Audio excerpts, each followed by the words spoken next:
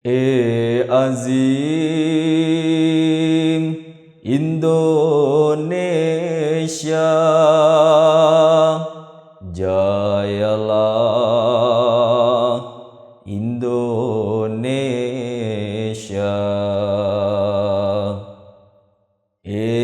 Azim Indonesia, jayalah Indonesia.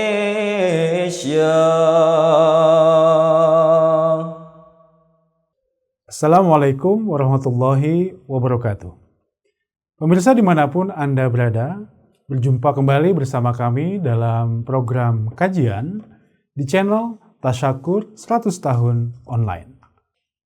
Pada episode ini, kita akan kembali membahas satu buah buku karya pendiri Ahmadiyah, Hazrat Mirza Ghulam Ahmad alaihissalam, dengan judul Al-Masih Hindustan Me atau Al-Masih di Hindustan. Bersama kita telah hadir dua orang narasumber yang sangat istimewa. Yang pertama adalah Bapak Eki Sabandi dan yang kedua adalah Maulana Khairuddin Ahmad Jusmansyah. Assalamualaikum warahmatullahi wabarakatuh. Bapak, terima kasih atas kehadirannya di studio. Kita akan membahas buku yang baru, yaitu Al-Masih Hindustan Me atau Al-Masih di Hindustan. Mungkin Pak Eki bisa sampaikan terkait latar belakang penulisan buku ini serta kolasenya. Al-Masih di Hindustan Me atau Al-Masih di Hindustan ini ditulis dalam bahasa Urdu, ditulis itu tahun 1896, lebih kurang 5 tahun setelah pendakwaan beliau sebagai Al-Masih yang dijanjikan. Tapi baru diterbitkan tahun 1908, begitu. Dan diterjemahkan dalam bahasa Inggris berjudul itu Yesus in India, itu tahun 1984 ya. Di Indonesia pertama kali diterbitkan itu tahun 1937 di Padang, tapi nggak bisa diterasir siapa yang menerjemahkan itu, ya kan. Kemudian cetakan kedua tahun 80, cetakan ketiga tahun 97 dan cetakan keempat itu tahun 2017. Jadi buku ini sudah agak lama. Yang tercatat sebagai penerjemah itu adalah Maulana Muhammad Ibnu Ilyas, dengan penyunting adalah Maulana Zafrul Nasir Mubashir, ya, seperti itu. Ini buku juga tidak terlalu tebal, cukup sedang lah, tapi memuat banyak data, memuat banyak fakta yang harus teliti dibacanya karena harus mengkaitkan satu dengan yang lain. Kan jadi memang tidak mudah untuk perlu bantuan informasi yang lain lah untuk memahami isi buku ini. Dan gitu, kalau hanya kita baca ini buku agak berat. Jadi harus dirangkai dengan yang lain. Satu. Kedua, buku ini dibagi dalam beberapa bab ya. Ada beberapa bab sebetulnya, cuman saya coba untuk kita coba untuk membahas dalam 4 bab utama ya, pendahuluan mungkin dan lampiran-lampiran sub-subbabnya mungkin tidak cukup waktu kita kan. Jadi bab 1 itu tentang kesaksian Injil ya, tentang selamatnya Nabi Isa alaihissalam dari penyaliban. Ya, itu beliau jelaskan kesaksian Injil. Kemudian Masih Maud alaihissalam juga menjelaskan kesaksian Al-Quran dan hadis tentang selamatnya Nabi Isa dari tiang salib. Begitu. Jadi ini menarik sebetulnya. Jadi beliau jelaskan, buktikan secara dasar-dasar yang diyakini oleh umat Nasrani. Kemudian juga beliau bandingkan dengan dasar-dasar yang diambil dari Al-Quran dan hadis bagi umat Islam, begitu. Kemudian juga beliau melompat pada kesaksian buku-buku kuno sebetulnya, kan buku-buku kuno, buku-buku klasik lah, yang meriwayatkan bagaimana yang disebut dengan mahram Isa atau salaf. Itu dikenal salaf Isa belakang nih. Itu suatu obat yang mujarab untuk penyembuhan luka yang parah, bisa cepat segera sembuh. Itu beliau masuk ke sana Dan dalam buku-buku kitab-kitab lama itu menyinggung juga tentang Isa, menyinggung juga tentang pasca penyaliban Nabi Isa begitu. Sehingga beliau tunjukkan seperti ada keterkaitan gitu. Dan yang terakhir itu bab 4 kesaksian tentang buku-buku klasik, lagi-lagi buku klasik sejarah ya. Bagaimana perjalanan pasca penyaliban Isa alaihissalam setelah selamat penyaliban di Bukit Golgota, kemudian beliau hijrah ya, menyamar begitu ke Yerusalem, kemudian lari ke hijrah ke timur. Jejak-jejak sejarah itu ada di Persia, kemudian di Pakistan Utara, di Afghanistan, sampai kemudian beliau ke Kashmir. Oh, baik. Itu barangkali garis besar. Ya, terima kasih Pak Eki. Pak Jusman, ini sangat menarik dari penjelasan Pak Eki tadi. Tentunya kita akan membahas dari berbagai macam sudut, kitab Injil, Al-Quran, hadis, kitab-kitab kuno, dan lain-lain. Mungkin yang bab pertama tentang kesaksian dari kitab Injil terkait selamatnya beliau dari proses penyaliban. Silakan. Iya, sebelum membahas sedikit tentang kesaksian Injil terhadap selamatnya Yesus dari tiang salib, memang menarik tadi apa yang dikatakan oleh Pak Eki. Buku ini memang cukup sedang ya, tipis ya, tetapi memang kandungannya itu memantik orang ya, para peneliti yang lain-lain untuk mencari, karena ini banyak referensi yang beliau sampaikan sehingga kita terpaksa mau tidak mau harus menggali ya. Sebelum ini kan tentang kewafatan setelah penyaliban, tapi kan sebelum penyaliban kita bertanya lagi. Nah kemudian detail-detail sejarah yang beliau sampaikan itu sebenarnya memantik penelitian-penelitian yang lain. Sebenarnya kandungannya begitu luas. Nah, balik lagi ke begitu luasnya itu, memang sebelum masuk ke buku ini kita perlu mengetahui selintas bahwa Hazrat Mirza Ghulam Ahmad tahun 1891 itu telah mendapatkan wahyu dari Allah Ta'ala. Kata beliau bahwa Masih Ibnu Maryam Rasulullah foto cokahe or uske rangme hokar wa'dah ke muafik to ayahe. Isa Ibnu Maryam utusan Allah telah wafat dan kamu telah datang dalam spiritnya sesuai dengan janji.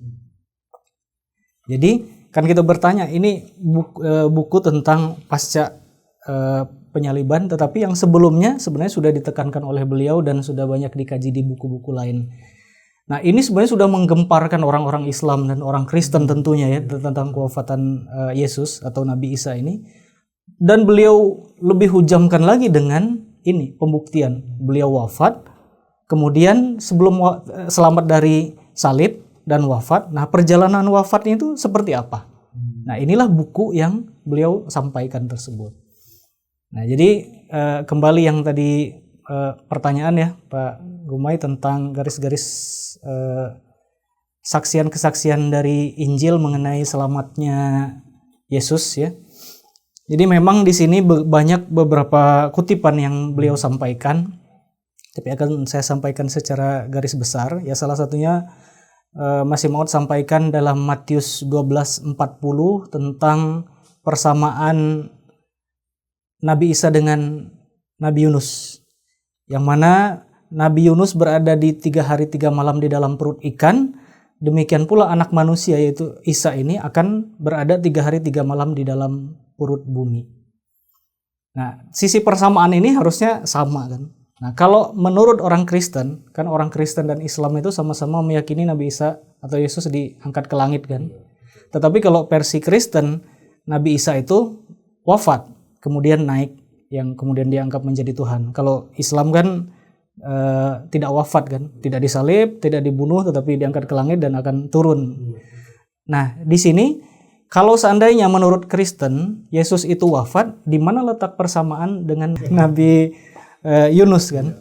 3 hari 3 malam selamat di dalam perut ikan, tetapi Nabi Isa kok tidak selamat. Dan kita perlu ketahui kan perut bumi ini yang menarik beliau sampaikan bahwa makam Yahudi itu bukan makam seperti kita yang di dalam tanah itu, tetapi makamnya itu menyerupai seperti lorong kamar-kamar. ada kamar-kamar, gua-gua. Sehingga ya kalau dimisalkan dengan ini ya seperti perut bumi. Nah, kemudian beliau mengutip Matius 26 ayat 32 bahwa di sana dijelaskan tentang Yesus sesudah bangkit itu pergi ke Galilea. Jadi dari sini bukan ke langit, ya. Dan di sana juga ketika beliau bangkit itu, bangkit itu yang nanti tadi disinggung oleh Pak Iki sebentar, bagaimana ketika salib marham Isa yang begitu mujarab sembuh itu, nah itu ada di dalam perut bumi ya, dalam arti makam tadi itu. Nah beliau ini bertemu dengan para hawari, murid-murid Yesus, sampai disebutkan di sana bahwa orang-orang hawari itu seakan tidak percaya Yesus bangkit lagi. Nah Yesus bangkit lagi karena mungkin tahu gelagat para sahabat tersebut, beliau tunjukkan itu bekas-bekas luka dan silahkan pegang untuk memperlihatkan bahwa yang namanya ruh itu ya tidak bisa dipegang. Dan lebih luar biasanya lagi, Yesus juga ikut makan bersama dengan mereka.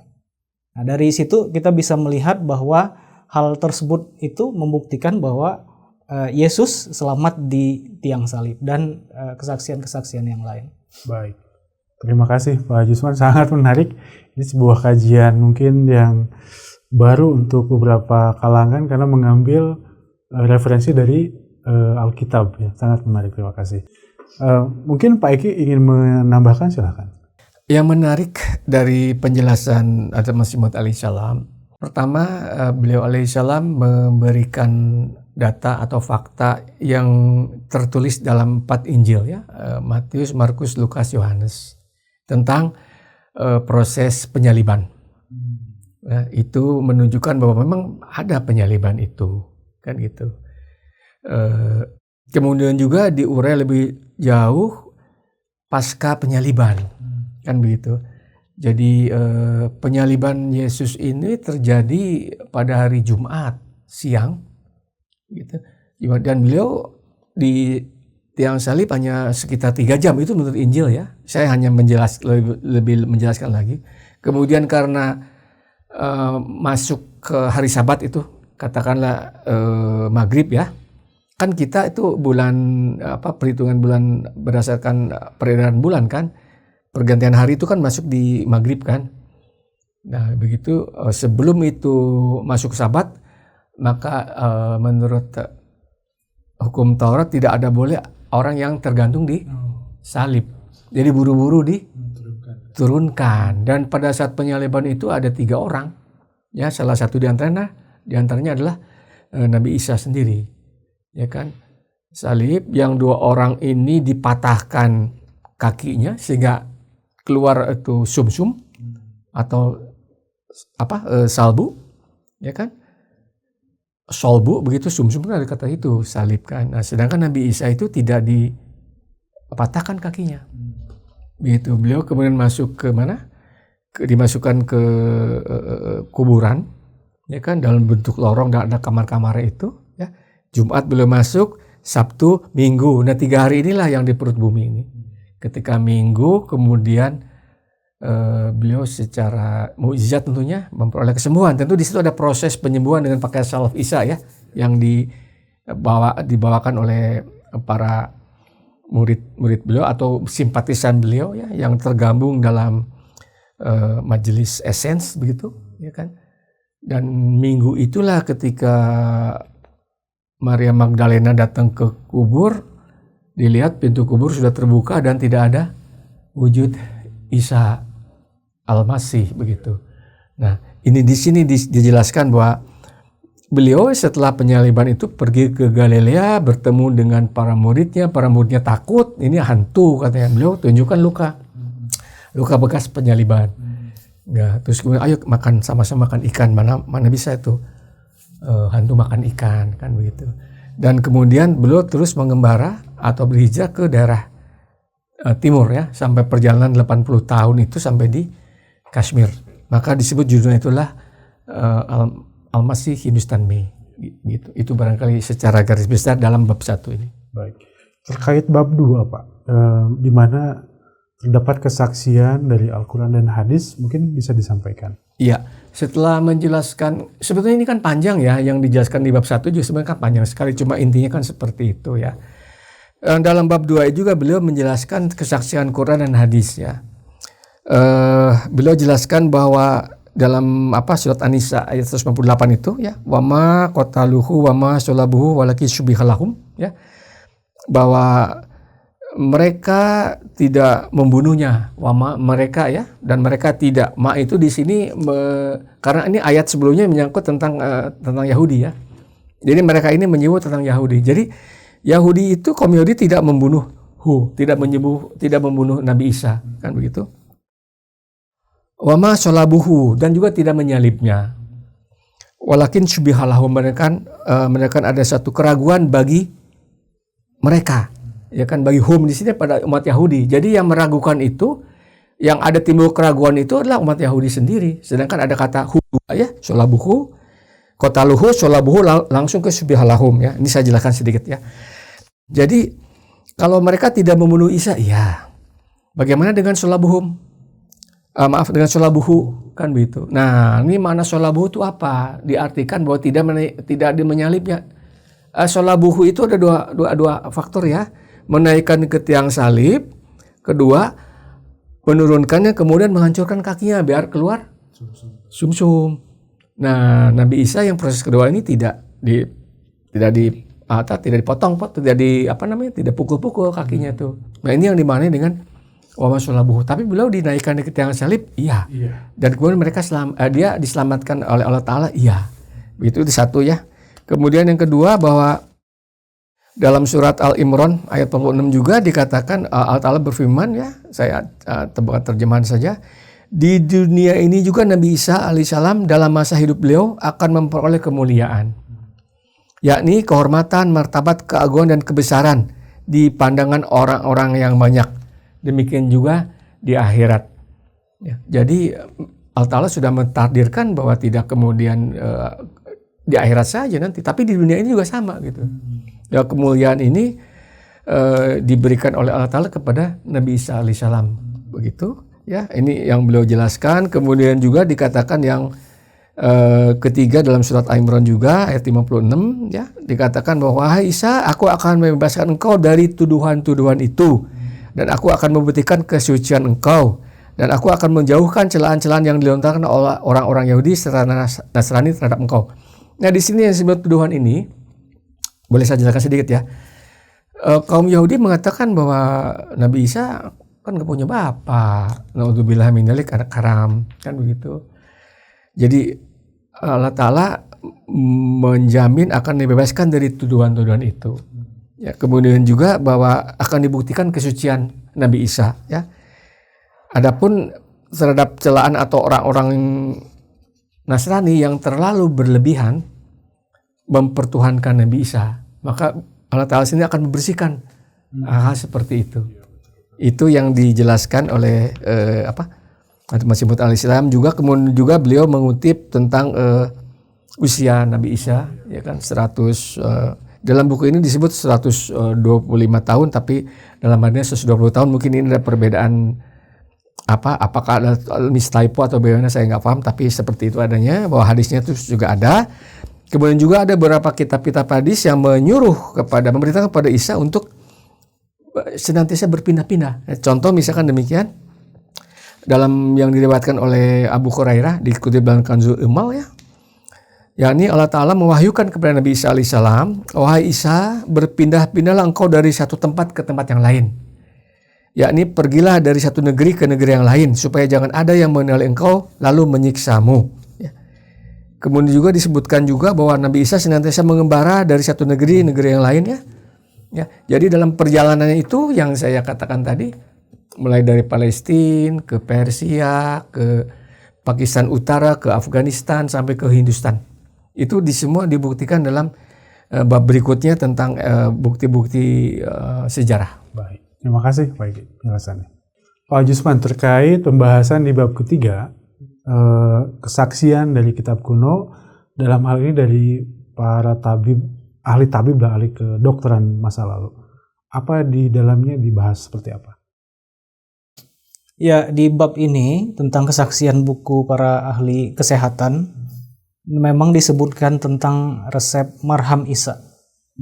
Jadi disebutkan oleh Hazrat Masih Maud alaihissalam ini bahwa marham Isa itu sebenarnya sebutan, jadi bukan marham, oh ini salap Isa itu bukan, tapi memang terkenal akan kemujarabannya sehingga dijuluki marham Isa. Dan ini sudah masyhur di setiap negeri ya. Di sana itu tentang kemanjuran marham Isa ini. Dan dalam buku ini juga Huzur sebutkan bahwa yang memuat tentang marham Isa ini adalah ada sekitar 1000 buku. Ya, ada beliau sebutkan beberapa yang buku-buku yang sebagian telah diterjemahkan ke dalam bahasa Arab. Nanti pembaca bisa baca secara detail. Cuma di sini beliau katakan ada sekitar 1000 buku. Ini kita nggak tahu apakah real 1000 buku atau saking banyaknya yang memuat tentang marham Isa ini. Nah, disebutkan bahwa ramuan itu disiapkan oleh para hawari untuk mengobati luka-luka Nabi Isa. Dan luka Nabi Isa itu disebutkan sembuh dalam 3 hari. Karena dalam 3 hari itu beliau telah berjalan ke Yerusalem sekitar 70 mil. Artinya sembuh yang ya kita saksikan kan bagaimana beliau dalam kondisi pingsan di tiang salib. Kemudian 3 hari bisa sembuh lagi, habis itu jalan. Jadi dan ini kesaksian ini menunjukkan memang masuk akal bahwa Yesus ketika disalibkan kemudian masuk ke kubur makam tadi, makam yang ada ruangan, dirawat oleh para hawari tersebut kemudian sembuh dan mengembara kembali. Baik, Insya Allah. Di bab keempat Pak Eki, itu dibahas juga masih dari kesaksian kitab kuno, dalam hal ini kitab sejarah. Ini sangat menarik. Mungkin Pak Eki bisa juga jelaskan terkait hal ini, Pak. Ya, pertama yang harus saya sampaikan lebih dahulu, kenapa beliau hijrah ke timur, ya kan? Itu dalam Injil juga disebutkan bahwa ketika, dalam Perjanjian Lama ya, disebutkan bahwa ketika itu Nebukadnezar itu memporak-porandakan kaum Yahudi, ya kan? Membuang Exodus ya, membuang kaum Yahudi di Yerusalem ke timur, di antaranya disebut negeri Hindustan, ada itu dalam Perjanjian Lama ya, seperti itu. Nah, jadi kenapa beliau ke timur? Karena beliau kan adalah Rasul bagi Bani Israel. Jadi risalah beliau ketika ditolak oleh umat Yahudi yang tinggal di Yerusalem, yang ada 2 suku itu, maka beliau mencari domba-domba Israel yang hilang. Kan begitu frasenya kan. Jadi beliau mencari domba-domba Israel yang hilang, menelusuri di mana 10 suku yang tersebar itu. Beliau mendakwakan dakwah beliau sebagai Al-Masih, karena mereka kan sampai sekarang masih menunggu Al-Masih itu. Jadi mereka Hazrat Isa alaihissalam menyampaikan bahwa akulah Al-Masih yang kalian tunggu. Beliau cari itu di mana 10 suku itu, dan beliau maksud saya Hazrat Masih Maud alaihissalam menyinggung juga di sini suku Afgan, suku Pashtun, ya kan, yang di Afghanistan sekarang. Itu semua adalah keturunan Yahudi. Di sini dijelaskan juga bagaimana kesamaan nama, kesamaan fisik, kesamaan budaya, ya kan. Walaupun sekarang mereka sudah Islam ya Afghanistan, tapi budaya-budaya Yahudi masih mereka gunakan sampai sekarang. Misalkan menikahi janda kakak atau adiknya yang meninggal. Jadi kalau misalkan kakak atau adiknya meninggal dan itu menjadi janda, dia menikahi janda. Itu sebenarnya budaya Yahudi. Tapi sekarang masih digunakan. Ini ada Masih Maud alaihissalam jelaskan seperti itu. Jadi bagaimana jejak-jejak Bani Israel, 10 suku yang hilang itu, di situ jejak-jejak Yesus itu ditemukan. Tentu di sini juga ada beberapa catatan dari buku-buku sejarah ya. Saya tidak akan bisa sebutkan satu-satu karena panjang ya. Gitu. Sampai kemudian beliau kemana? Ke Kashmir. Nah, di situ juga dijelaskan, coba kalau kita melihat bagaimana penduduk Kashmir atau Kashmiri ya, dengan persamaan dengan Yahudi, dengan bangsa Yahudi ya kan begitu. Karena kalau secara kasat mata aja, kalau orang-orang India atau orang-orang Arab itu lebih tinggi daripada orang Yahudi. Orang Yahudi seperti orang Indonesia lah barangkali sekitar 170, 165 kan gitu. Tapi orang-orang India atau orang-orang Arab itu mesti di atas 170, 180 dengan beragam seperti itu. Ini tentu beliau jelaskan ya bahwa memang jejak Al-Masih itu sampai di Hindustan. Dan secara tidak langsung beliau jelaskan ada kuburannya di Srinagar. Beliau hanya sampai di situ aja, di Srinagar. Ya. Itu barangkali yang boleh saya sampaikan. Artinya sekarang sudah jelas Pak, mengapa nggak ke Indonesia Pak ya, ketimbang di sini. Sudah terjawab dengan penjelasan Pak Eki. Masya Allah, terima kasih. Mungkin sebelum kita tutup diskusi kita yang sangat menarik ini, ada closing statement dari Bapak-Bapak semua, Pak Jusman dan Pak Eki. Silakan Pak Jusman. Jadi legenda, ya bisa disebut legenda atau kabar tentang Nabi Isa sampai ke Hindustan itu sebenarnya sudah rahasia umum. Bahkan dari abad 1 Masehi itu sudah ada kabar tersebut. Dan buku yang membuat hal itu pun banyak. Tapi memang yang membuat heboh itu adalah di tahun 1889, yaitu 1908 ini diterbitkan ini. Jadi buku ini benar-benar mengguncang ya para peneliti, para agamawan, khususnya Kristen dan Islam, karena memang menusuk ya. Sumsum, ini bukan sumsum, ya, tapi sumsum keimanan akidah mereka. Karena kalau ini terbukti, ya hancurlah ya, pondasi yang selama ini ada di kalangan umat Islam. Dan tadi disinggung di awal bahwa buku ini kecil, cuma membuat detail-detail yang merangsang para peneliti untuk membuat film ataupun penelitian-penelitian dan lain sebagainya. Nah, di sini buku ini bisa dikatakan sebagai pelopor, sehingga muncullah nama-nama seperti Holger Kersten, kemudian ada Vida Hasnain, ya, profesor, ada Andreas Faber-Kaiser, dan yang lebih mutakhir adalah Susan Olson. Ya, di tahun 2002 beliau sampai ingin mengambil sampel DNA untuk membuktikan apakah makam itu benar-benar Yesus atau bukan. Karena kalau ini terbukti ya secara sampel DNA, udah semua perdebatan hilang. Karena banyak orang yang satu sisi ada juga yang meragukan klaim beliau tentang perjalanan Yesus ini, bahwa Mirza Ghulam Ahmad itu tidak memberikan bukti arkeologis atau bukti sejarahnya, itu tidak ada realnya. Itu hanya berdasarkan wahyunya semata. Nah, tetapi yang ini sudah ada pembuktiannya, tetapi kemudian terkendala karena makamnya sekarang yang ada di Srinagar itu kemudian ada penjagaannya, sehingga mental dan tidak bisa untuk diteliti lebih lanjut. Nah, jadi kesimpulannya sebenarnya buku ini sebenarnya satu buku yang memberikan pengaruh yang luas ya, dari ketika terbitnya sampai hari ini ya, dengan banyaknya dokumenter dan lain-lain. Wallahu alam kita apakah nanti faktanya terbuka lebar, ya kita tidak tahu. Baik, terima kasih Pak Eki, silakan closing statement. Baik. Ini buku, ini terjemahan ya dari Jesus Live in India, kalangan tadi sebut Holger Kersten ya. Beliau ini Kersten itu mengutip Nikolai Notovitz. Nikolai Notovitz itu seorang peneliti, akan panjang lagi ya, seorang peneliti Rusia sebetulnya. Dia membuktikan bagaimana adanya jejak-jejak kehidupan Yesus di Nepal, di Bhutan, sampai dengan di Kashmir. Lebih dalam lagi, dan kemudian ini memperkuat apa yang ditulis oleh waktunya hampir samaan. Ini 1887 diterbitkan dalam suatu jurnal, ya kan?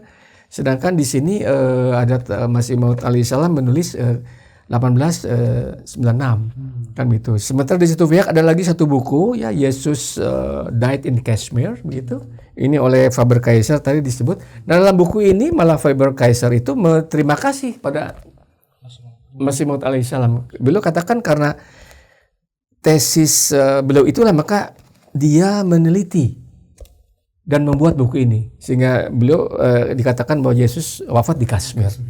Jadi ini adalah petunjuk dari Syamawi ya kepada Masih Maud alaihissalam, kemudian dibuktikan juga secara ilmiah, secara empiris oleh para ahli di bidangnya. Itu barangkali yang boleh saya sampaikan. Masya Allah, luar biasa penjelasan Bapak-Bapak dalam kajian kesempatan episode ini, membuka cakrawala ilmu dan pemahaman mungkin baru juga Pak Eki ya, Pak Jusman, untuk beberapa penonton kita ini. Mudah-mudahan berkah ini Pak penjelasan ini, dan tentunya kami ucapkan terima kasih banyak. Baik. Pemirsa dimanapun Anda berada, demikianlah pembahasan kita dan kajian kita pada episode ini, membawa judul buku Al-Masih di Hindustan. Al-Masih Hindustan. Mudah-mudahan menambah cakrawala ilmu dan wawasan, pemahaman, dan mudah-mudahan dalam keimanan bahwa Nabi SAW telah wafat di Kashmir di usia 120 tahun sebagaimana tadi telah dijelaskan. Terima kasih atas segenap perhatiannya. Semoga kita dapat berjumpa dalam episode yang akan datang. Wa akhiru da'wana alhamdulillahirabbil alamin. Wassalamualaikum warahmatullahi wabarakatuh.